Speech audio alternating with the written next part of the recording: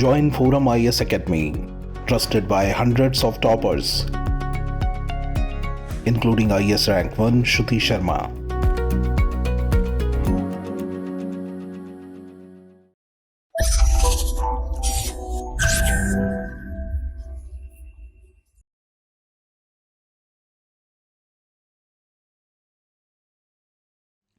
Hello and welcome to ForumIAS. Today is 30th March 2023 and these are all the 5 articles that we are going to discuss today. Apart from this, we will also be discussing previous year question for prelims. Okay, so now we will proceed with our discussion. The first article is about DPI. What is basically a DPI? DPI is Digital Payments Infrastructure. A huge part of India's DPI is the India Stack. We'll learn what is India Stack. So, in our country, we have UPI system, right? We have the Aadhaar. You must have heard of the JAM Trinity, right? What is JAM Trinity? Jandhan, Aadhaar, Mobile. So this is the JAM Trinity which led to a financial revolution in India. UPI, Aadhaar, KYC, all these things form the digital payments infrastructure of our country. And in all these processes, there is a unique partnership. There are multiple stakeholders, that is governments, union government as well as the state government. There are regulators like RBI, which are also a part of payments and settlement system. Private sector, we know of philanthropists like Nandan Nilekani who participated in these kind of partnerships, volunteers, startups, academia, think tanks. So our digital payment infrastructure has these many collaborators and it is a very good model to be emulated at a global level. So we touched upon something called as India Stack. Now what is this India Stack? India Stack is the moniker for all the open APIs and digital public goods that are available. So using this open APIs, there can be a lot of innovative fintechs. Innovative fintech, that is financial technology. Using this open API, there can be a lot of innovative fintech. Now, what is API? We have to understand that first to understand what is open API. If we understand that, we'll understand what is India Stack and then we'll be better able to understand what is digital payments infrastructure. So stay with me for a while I take you through this small journey. First of all, API stands for Application Programming Interface. That is the full form. In exams like EPFO, they might ask this full form. So bear it in mind because this exam is also coming up soon. Okay, so this is how an API works. So in order to understand how the API works, I'll give you an interesting example of a restaurant. So you are sitting in a restaurant and you give the order to the waiter.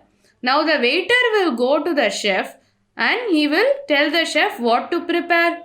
The chef will prepare the food and that will be brought to you by the waiter to your table. So this is what happens in API also. Imagine you are the end user, you will give some request and the API will go and fetch it from the bigger database and it will present it to you.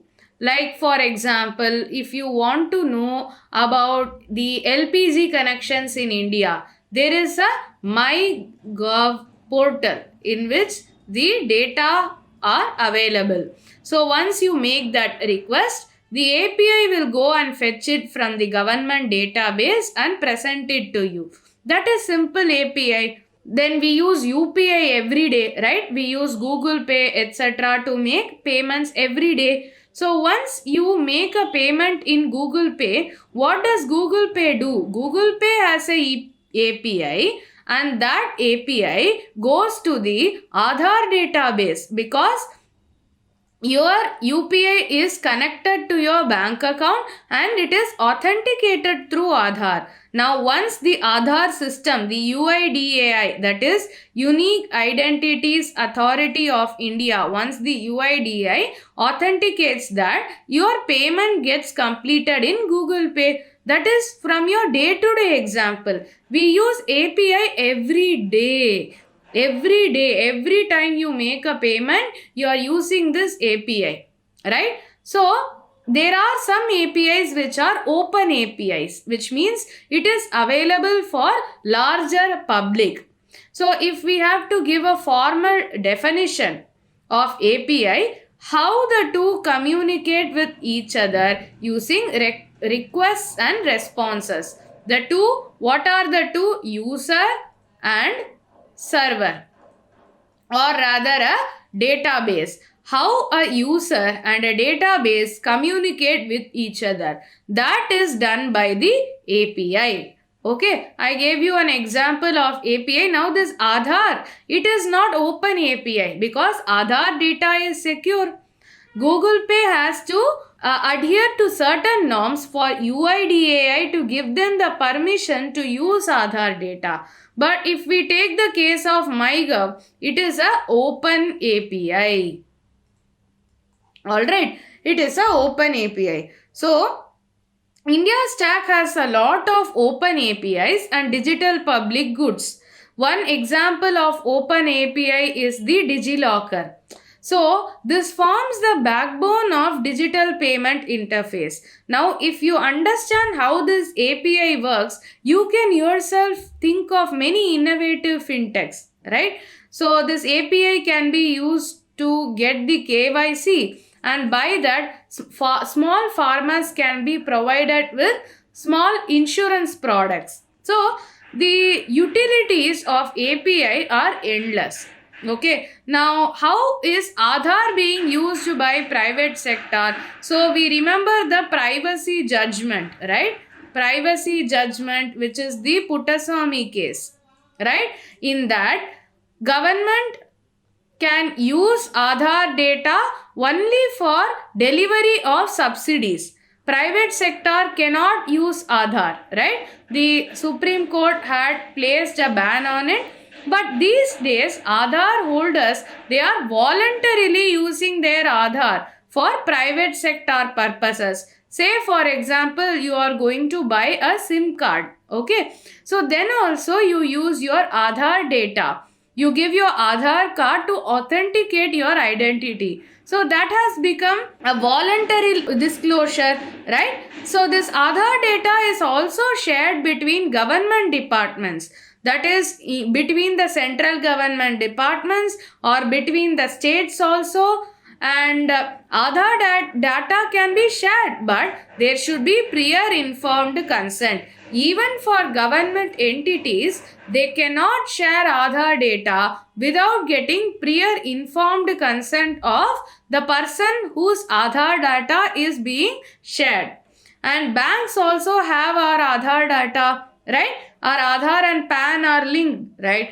And banks store these data in vaults, which are very secure, and it is subject to the UIDAI regulations. And today we have the Goods and Service Tax Network, GSTN. It will not be possible without Aadhaar PAN linkage. So a merchant has a GST number, they have an Aadhaar number, they have a PAN, and these three things are linked, and as a result, the compliance has become much simpler, right?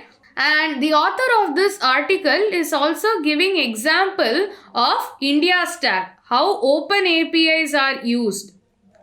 So if they are taking the example of DigiYatra. So in United States, they have a CLEAR program. So this program is available in airports for identity verification. Once you go and stand in the line for check-in, Your identity will be verified. You will have to undergo certain procedures to get your boarding pass, right? That costs $369 per annum for a family of 4. But the same thing is implemented in India through DigiYatra, which is totally free of cost for an Indian traveler. So what technology does it use? Is it uses facial recognition system.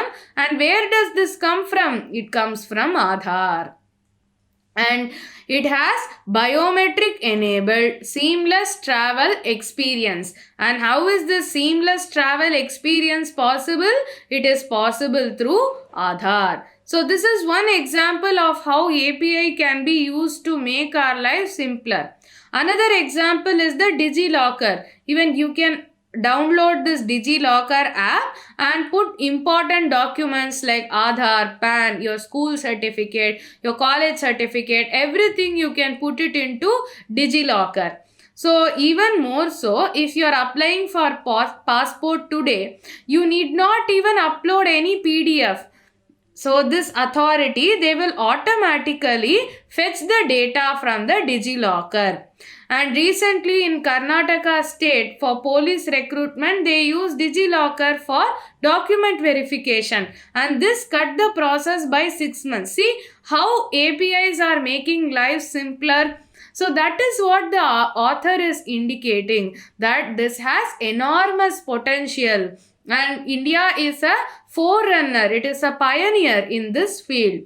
And see, 65% of India's GDP is transacted through UPI. And there are 8 billion transactions per month. Every month, $180 billion worth of transactions are carried out through UPI. Now we have the Chat GPT. It is a AI based chat bot. We have discussed about Chat GPT already. To tell you in a very simpler term, it is like a search engine, but it is an AI. It analyzes a lot of data and gives meaningful answers to your questions that you ask this AI. That is what is Chat GPT. If we are to integrate Chat GPT with India's chat, with all these APIs, how much potential can be there? You can be sitting in a government office. Let us assume that you get selected and you are getting posting in some department. You are sitting in your office and you want to find out who are all the beneficiaries or who are all left out. So if you pose that question to Chat GPT, it will fetch the data from India's chat and you will straight away get the list of people who are being left out from a scheme. So can you see the potential? So why this article is important from exam point of view? In your mains, there can be question about the potential of India stack. What is India stack doing? So in that case, you can provide the example of DigiYatra, DigiLocker, and you can give innovative solutions also. That is why this article is important and that is why we discuss this article. Moving on to the next article, understanding the Russia-Belarus nexus. This is important in larger geopolitics angle, but it is not that much relevant for our examination because the direct impact of this on India is very minuscule. So we are not going to discuss this article. We will discuss the India solar photovoltaic waste problem. Okay, so why are we discussing it? Because these days there is an emphasis on circular economy. That is, the raw materials, newer raw materials do not come and whatever is available, we are using the reduce, reuse, recycle principle. So there is this RRR, it's not the movie, it is indicating the circular economy, and for that effective waste management should take place. So that is why this is in discussion these days. So first we have to understand what is photovoltaic waste or PV waste. This is because India has fourth highest solar photovoltaic deployment. Presently we have 62 gigawatt solar power. So by 2030, there is a potential for 50,000 to 3,25,000 tons of PV waste. So in this context, the proper processing of this waste becomes important. First, we have to understand what is the nature of the waste that is generated. So a typical PV panel is made of silicon modules, silicon modules. PV means photovoltaic. Photovoltaic. That is what PV means. Okay. So it mostly contains silicon modules, and within that module there is glass sheet, aluminium frame, an encapsulant, a back sheet, copper wire, silicon wafers, silver, tin, lead. These are all the metals that are used to make the modules. You need not by heart this.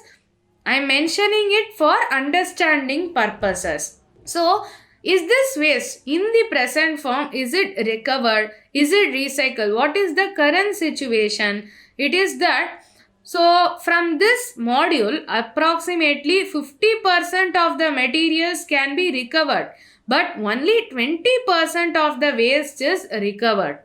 So what are we doing, right? Some portion of it are used as scrap. Some portion are recycled, like cables are recycled. The glass laminate, it is partially recycled. Rest of it becomes general waste, right? So when it becomes general waste, it goes to landfills. And if it goes to landfills, it will pollute the surrounding. There is a landfill and it is filled with the photovoltaic waste. There is seepage into the surrounding areas. It will lead to soil pollution. It will lead to water pollution, right? So landfill is not an effective method, and there is also this possibility of incineration. When it becomes general waste, then it will release greenhouse gases like SO2, hydrogen fluorides. This is a hydrofluorocarbon, hydrogen cyanide. These are all greenhouse gases. So though there is potential for recycling and reuse, only 20% of the waste is recovered. Alright, so what can be done? There are some suggestions given by the authors of this article. They are saying that there should be a formula specific to photovoltaic waste treatment. It is different from general e-waste. There should be specific regulation for PV waste, and if companies are coming forward to recycle it, they should be provided with an insurance or guarantee. So a central insurance or regulatory body should be set up so that companies come forward to undertake PV waste treatment. There should be sensitization drives, awareness programs, and there should be R&D efforts, that is research and development.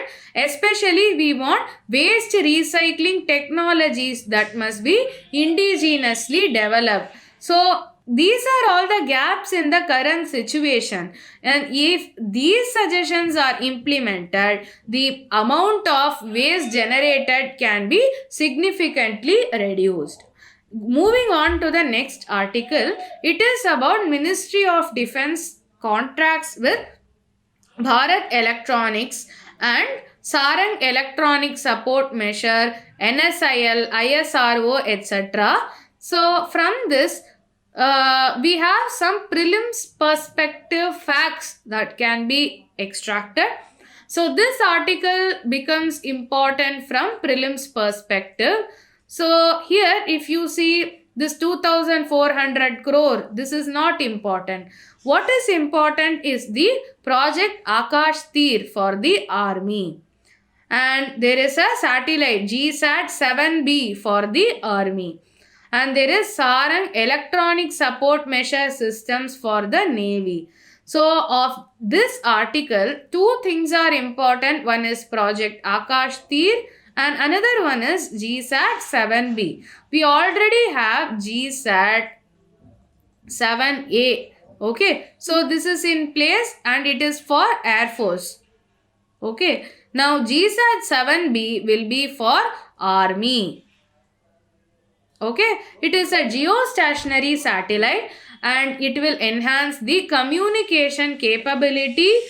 So it will provide mission critical beyond line of sight communication. Say if you want to communicate, if the command center is in Delhi and they want to communicate with a station in Rajasthan, it is a beyond line of sight, right? We can't directly see, it's a beyond line of sight, and this will be carried out through the GSAT 7B satellite. It will be helpful for troops and formations, weapon as well as airborne platforms. So Army is getting an exclusive satellite for communication purpose. Next important thing is a Project Akash Tir. Very, very important. If not in UPSC Civil Service Prelims, you will get it in EPFO at least. So, Automated Air Defense Control and Reporting System. So, this Automated Air Defense Control and Reporting System, it is called as Project Akash Tir. So, it is for air defense, which means if there are missiles coming in from the air, it will undertake air defense. So it will fire missiles to strike down the incoming missiles. Simply speaking, in layman terms, that is what is air defense. It is a very simplified explanation. It's just for your understanding's sake. So this Akash Tir, it will enable monitoring of low level airspace over the battle areas for any incoming missiles, and it will be useful in controlling the ground-based air defense weapon systems. So we have Astra missile. It's an air defense system. We have Trishul. So in order to control all these systems which can undertake air defense, this Project Akash Tir is there, which will be a air defense control system. These are all defense systems, and this Akash Tir is a control and reporting system. It controls all these air defense system. So simply speaking, Akash Tir is a air defense control system. Okay, so that is about Akash Tir. Moving on to the next article, no evictions for Great Nicobar project. So basically this article, what they are saying is there is going to be a project by the Andaman and Nicobar Island Integrated Development Corporation, and the Andaman and Nicobar Islands Integrated Development Corporation, they will undertake infrastructure development project, and within that there will be a transshipment port, airport, power plant and a greenfield township that will be coming up. Okay, so there has been stage 1 clearance that has been obtained in November 2022 itself, and 7,114 square kilometer of tribal reserve will be used for the purpose. But the Shompen tribes occupy this area. So that is the problem here, and this project is being undertaken in the Great Nicobar Island. But there has been some safeguards that has been put into place, that is, the interests of the tribes would not be compromised because they are a particularly vulnerable tribal group, and there will be strict implementation of provisions of protection of aborigine tribe regulation, and the tribes will not be displaced, and ecotourism would also be regulated. All in all, what this article is trying to say is, while there will be an infrastructure project, the interest of the tribes would not be compromised. They would not be displaced. But the background information that we need to know with regards to this article is the Shompen tribes. This is a picture of the Shompen tribe. So they are the only PVTG in the Great Nicobar Islands. Great Nicobar Island, and they are the only PVTGs to have mongoloid features. So if you see, they have mongoloid features, but the other tribes like Sentinels, Andamanis, Jarawas, they all have African features. But Shompen alone have mongoloid features. This can be asked to twist you in statement-based MCQs. And most important carry away from this article is about the PVTG. What is PVTG? Particularly vulnerable tribal groups. And there are 75 listed PVTGs, and highest number of PVTGs are found in Odisha. So this PVTGs, they are the more vulnerable among the tribal groups. There are a number of tribes, and these are the bottom. There are a number of tribes, and these tribes are the bottom. They haven't utilized the benefits of development. So what happens? Those tribes which are considerably westernized, considerably Sanskritized, those tribes which are considerably westernized, those tribes which have interacted with other population, external population, they are able to utilize the benefits that are given out by the government of India and the benefits given out by their respective states. But these PVTGs, which are developmentally challenged, they are not able to compete even within the tribes itself. So they need to be given some special impetus, and this was found out by Debar Commission. And in 1973, this commission had called them primitive tribal groups. And in 2006, it was renamed by the government of India as particularly vulnerable tribal groups. They have certain peculiar characteristics, that is, they are mostly homogeneous. That means they have a very small population and they are homogeneous. They are of the same race. They are physically isolated from the rest of the population. They don't have written language. They use relatively simple technology and they adopt a slower rate of change. If they are using hunting and gathering to obtain their food, then also they'll have primitive tools. Even if they are doing agriculture, they will have primitive tools. Primitive technology is an important characteristic of PVTGs. So about these PVTGs, there was a question in previous prelims also. That's why I have taken this in a considerable depth. Finally, the takeaway from this is the Shompen tribe and what is the PVTG. Last article of the day, it is about the Competition Amendment Bill of 2022. It has been passed by the Lok Sabha and in RS it is yet to be passed. Okay, so it is waiting for Rajya Sabha approval. What are all the amendments that are being brought by this particular bill? So, this bill is to bring about greater regulation of corporates, especially big tech firms like Facebook, that is the Meta, like Amazon, like Flipkart. These are all the big tech firms. In order to better regulate them, some amendments were introduced in the Competition Act. So, now it has become Competition Amendment Bill. So, what amendments have they brought about? First of all, the deal value threshold has been introduced. So basically, if there is a dealing that is taking place between company A and company B, okay, so if it is anti-competitive in nature, if it is reducing competition in the market, it would not be permitted by Competition Commission of India, that is the CCI. So, if a threshold is introduced, from this threshold, say the threshold for example is 100 crore. Okay, so I'm just giving an example. Beyond this threshold, whatever dealings are taking place, they have to take approval of the CCI. That is what this means.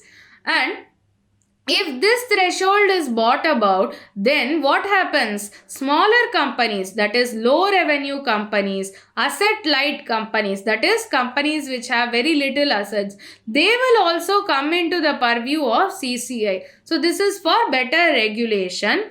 Next thing is, there can be a penalty of 10% that can be imposed on a firm's average turnover. And how to define turnover?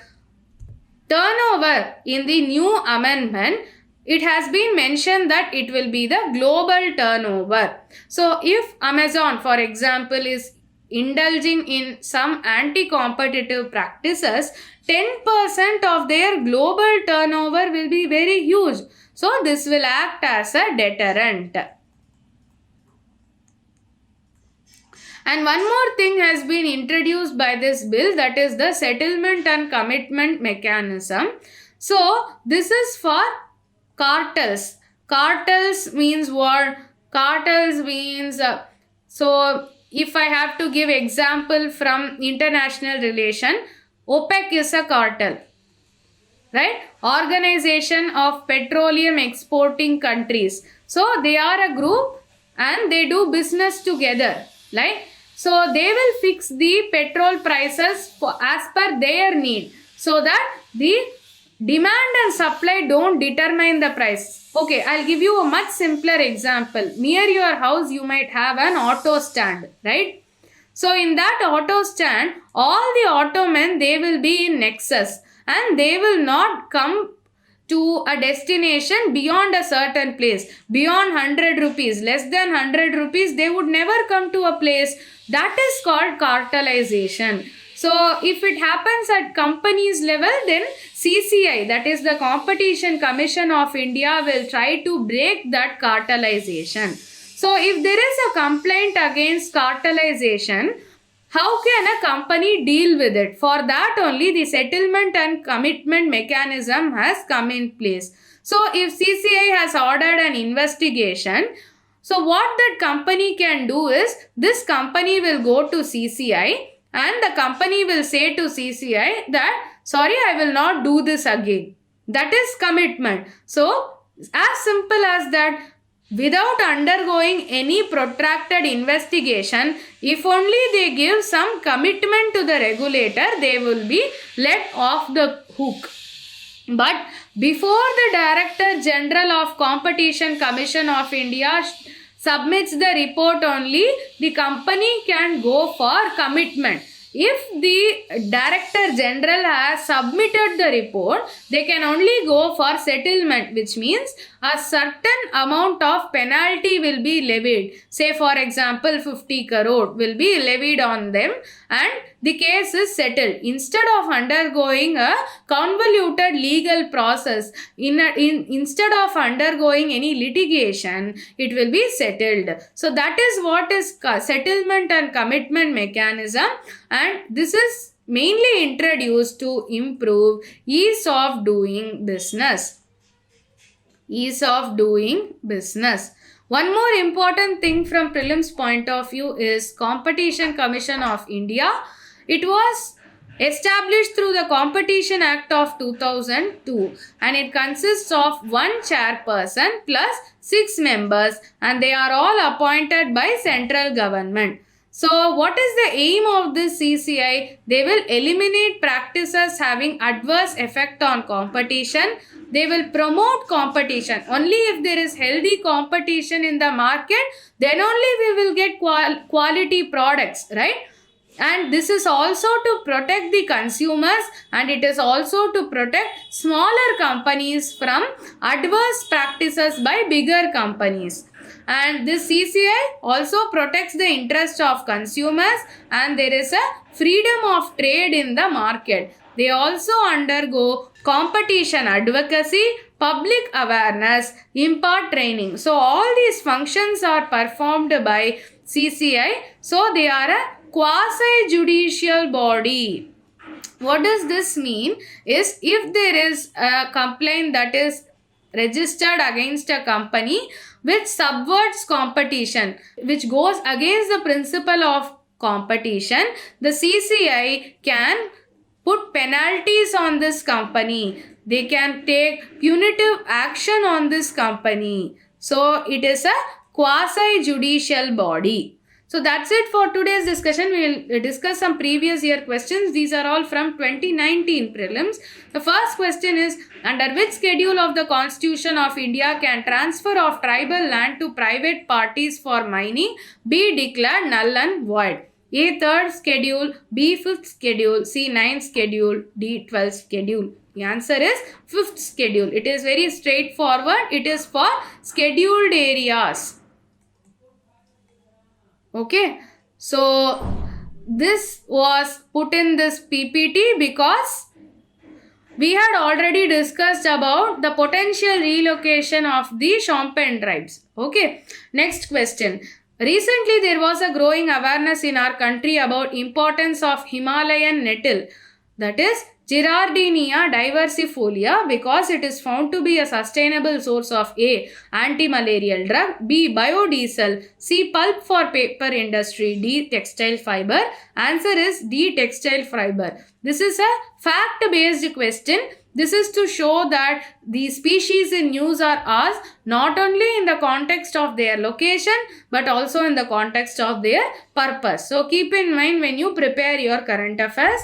Next question. For the measurement or estimation of which of the following are satellite images or remote sensing data used? 1. Chlorophyll content in the vegetation of a specified location. 2. Greenhouse gas emissions from rice paddies of a specific location. 3. Land surface temperature of a specific location. Select the correct answer. So all the three statements are correct. We can use satellite imagery for all these purposes. So the answer is D. Last question of the day. Which of the following statements are correct about the deposits of methane hydrate? 1. Global warming might trigger the release of methane gas from deposits. 2. Large deposits of methane hydrate are found in Arctic tundra and under the seafloor. 3. Methane in atmosphere oxidizes to carbon dioxide after a decade or 2. Select the correct answer. So, here what happens is this is a true statement. It is available under the Arctic tundra. Why global warming might trigger that? There is a permafrost in the Arctic region that is permanently covered with ice throughout the year or for most part of the year. If there is global warming, this permafrost will melt, and under that whatever gas hydrates are present, they will release into the atmosphere. That is why they are saying global warming might trigger the release of methane gas from these deposits. So this is also correct, and methane, that is CH4, it ultimately decomposes into carbon dioxide and hydrogen after a decade or 2. The balancing of this equation is not important, but CH4, that is methane, decomposes into these byproducts. So the third statement is also correct. So the answer is D, 1, 2 and 3. That's it for today's discussion. Follow us on all these social media platforms. This is Indumati signing off. Thank you. All the best.